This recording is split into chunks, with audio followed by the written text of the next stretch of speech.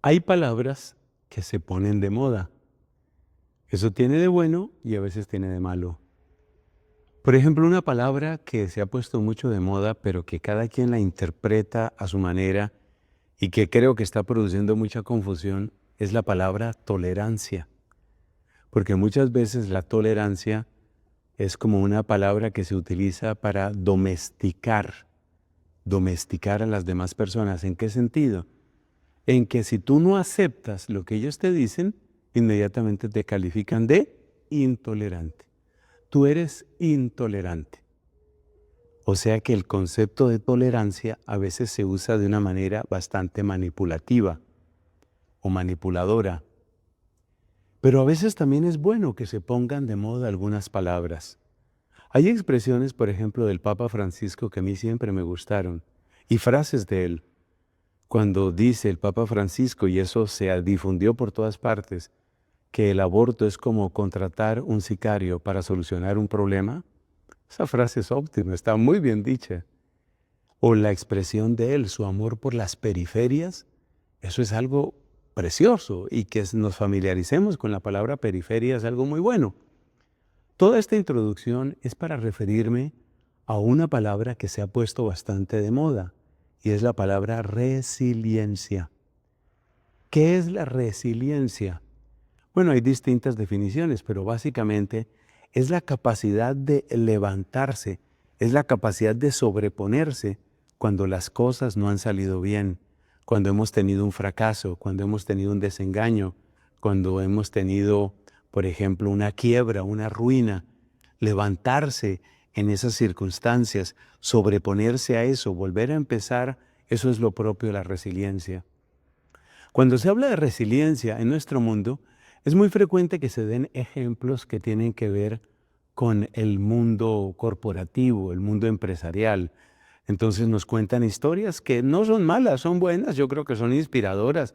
Nos cuentan historias de personas que tuvieron una quiebra, por ejemplo, una quiebra espantosa, y no una, sino varias quiebras económicamente hablando, y personas que a pesar de eso se sobrepusieron y lograron un gran éxito de nuevo en el plano económico.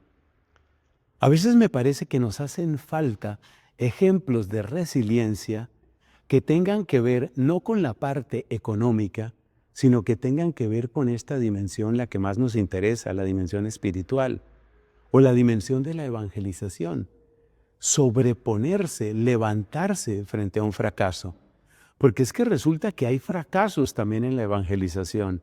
Hay veces que intentamos hacer las cosas bien y no todo lo que intentamos prospera, no todo lo que queremos funciona, y ahí también necesitamos una forma de resiliencia. Esa resiliencia no es tan fácil de conseguir, pero el apóstol San Pablo nos da un ejemplo luminoso de esa resiliencia en la primera lectura de hoy, porque él conoció el fracaso. Uno de sus fracasos peores fue cuando estuvo predicando en Atenas. Ya sabes, Atenas, toda esa maravilla de filosofía y de pensamiento, pero también de curiosidad desordenada y también de arrogancia. Y Pablo intentó fundar una comunidad cristiana en Atenas y más o menos lo despidieron, no con violencia, pero sí en medio de burlas y desprecio. Ese fue un fracaso de Pablo. El gran San Pablo, fracasó. ¿Pero qué hizo? ¿Se quedó hundido en el fracaso? ¿Se quedó lamentando su mala fortuna? ¿Se quedó criticando o maldiciendo a los atenienses? Nada de eso.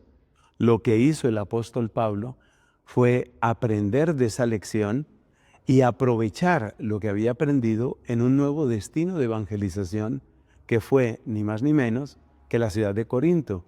Y si bien en la Biblia no tenemos primera carta del apóstol San Pablo a los atenienses, sí tenemos primera carta y segunda carta de San Pablo a los corintios.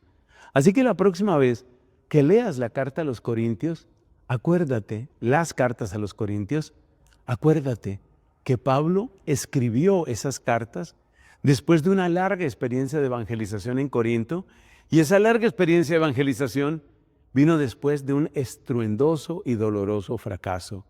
Necesitamos ejemplos de resiliencia cristiana y creo que en ese sentido los misioneros y los apóstoles son un testimonio absolutamente impresionante. Pregunta, ¿tú cómo estás de resiliencia? ¿Cómo te va a ti? Cuando las cosas te salen mal, cuando tratas, por ejemplo, de ayudar en la evangelización, cuando tratas de dirigir un grupo, cuando una iniciativa tuya es malinterpretada, ¿qué actitud tomas?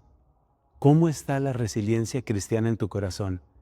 Te dejo esa pregunta para que la estudies, para que la reflexiones. Por supuesto, no delante de mí, no soy el importante acá. El importante es Él, es Cristo Jesús.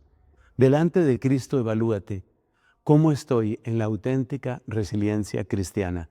Buena pregunta para este día.